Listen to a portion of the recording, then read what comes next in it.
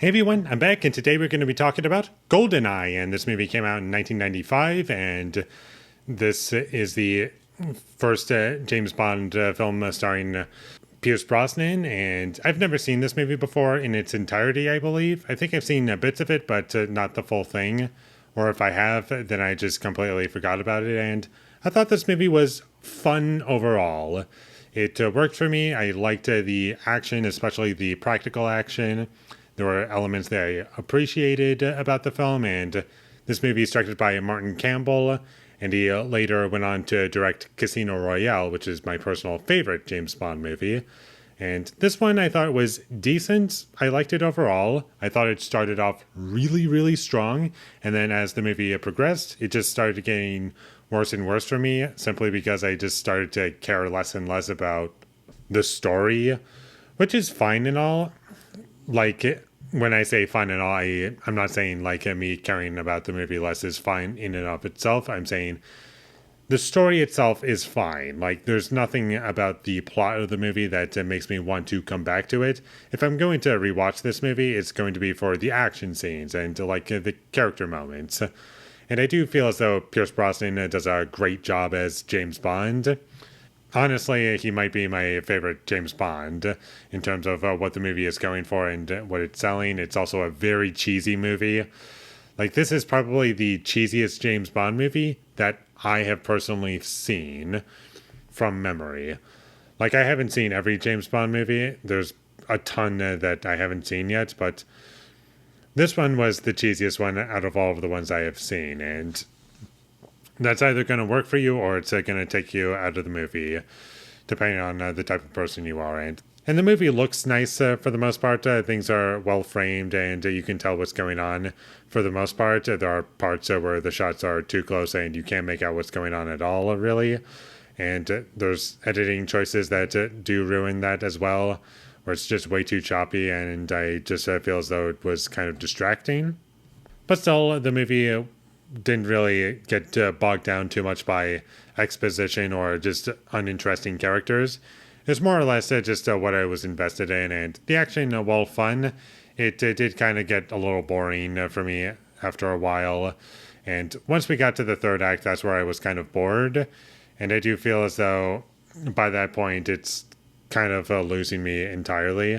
But before that, I do feel as though the movie was entertaining enough for me to say, yeah, this is good enough. And I do feel as though the pacing was pretty brisk and it didn't really waste a lot of time, which I think is pretty good. Like, towards the beginning of the movie, I was like loving it. But as we got to the second act, I was like, okay, this is good. And then once we get to the third act, I was like, okay, this is kind of boring. And I don't care all that much. But I do like Sean Bean in this movie. I thought he was good.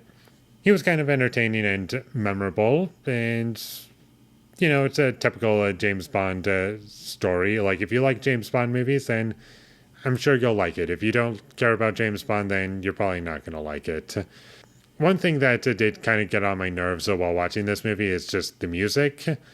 While I don't think it's terrible, I just don't feel as though it complements any scene that it's in. And there's also a car chase scene where they're playing the James Bond theme, and I felt as though that was completely inappropriate for that to be used, because that's not really what the theme is to me. Like, when I think of the James Bond theme, it's supposed to be something like triumphant, something like, oh, making accomplishments, almost like the Indiana Jones theme.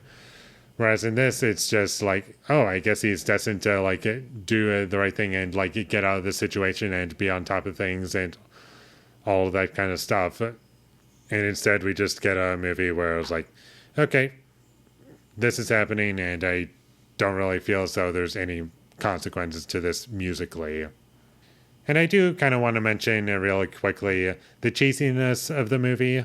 I was kind of fine with it, especially towards the beginning, but once the plot starts to get started and we're introduced to the villains of the movie, I was like, okay, this is a bit much for me, and it started to drag the movie down a bit.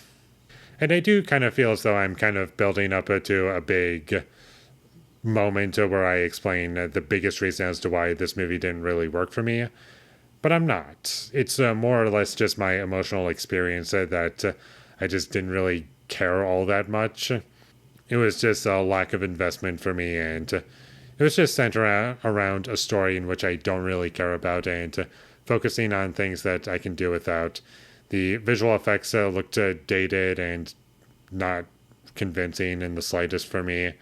Fortunately, it's not in the movie too much, but when it's there, you do notice it, and that's about all I have to say about GoldenEye. It was decent for what it was. Will I watch it again? Maybe at some point, but we'll see what happens. So, with all that being said, I'm going to give GoldenEye a 6 out of 10. Thank you for watching my videos. As always, if you enjoyed this review, be sure to leave a like and comment down below your thoughts of GoldenEye, and my social media links. They will all be in the description, so follow me there. And last but not least, subscribe to be a part of Foley Nation, and I'll see when I get my next review up, and that is going to be for Nobody. So look forward to that, but until I get that up, thank you for watching and have a great day.